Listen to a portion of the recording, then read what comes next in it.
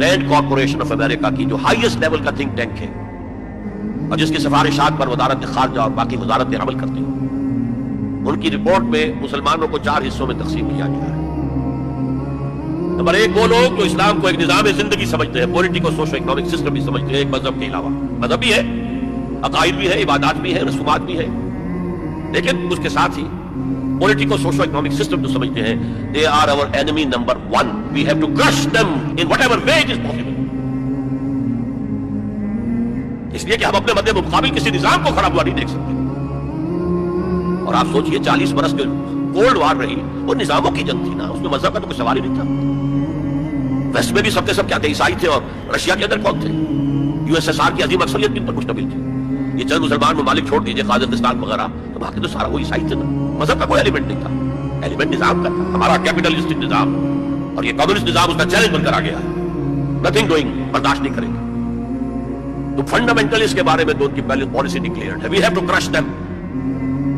Number 2 ہے traditional لوگ، روایتی علماء، یہ اپنے مسجدوں میں، اپنے مدرسوں کے اندر قال اللہ قال الرسول پڑھنے میں ہیں، تو یہ فی نفس ہی تو خطرناک نہیں ہے، لیکن اگر یہ فنڈامنٹلسٹ کے ساتھ مل جائے تو بہت خطرناک ہے، اس لیے کہ ان کے پاس جو ہے لوگوں کے ساتھ رابطے کا مستقل ذریعہ موجود ہے۔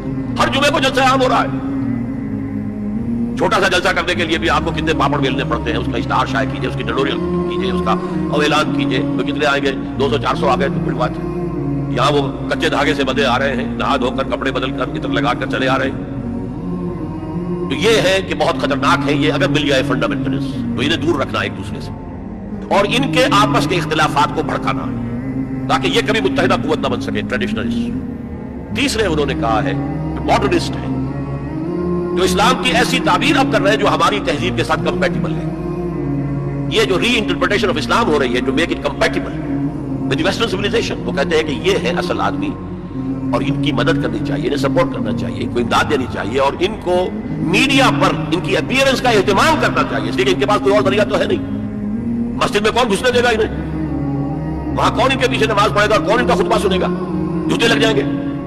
لہذا ان کو جو ہے میڈیا پر لاؤ، اور اس پر عمل ہو رہا ہے۔ اور آخر اس نے کہا جو خالص سیکولر مسلمان ہے وہ تو ہمارے ہی ہے، اس میں تو کوئی اشکال ہی نہیں ہے، جو یہ سمجھتے ہیں کہ اسلام نام ہے نماز روزہ حج زکوٰۃ کا، عقائد کا، کچھ رسومات کا، عقیقہ ہے، شادی میں ایجاب و قبول ہے، مردہ کو دفنانا ہے کفنانا ہے، بس اتنے کرتے رہیں گے، ہمارا تو کوئی ان سے جھگڑا نہیں ہے۔ باقی وہ اس کو کوئی سیاسی نظام، اس کو کوئی معاشی نظام، کوئی معاشرتی نظام سمجھتے ہی نہیں، سیکولر ہے۔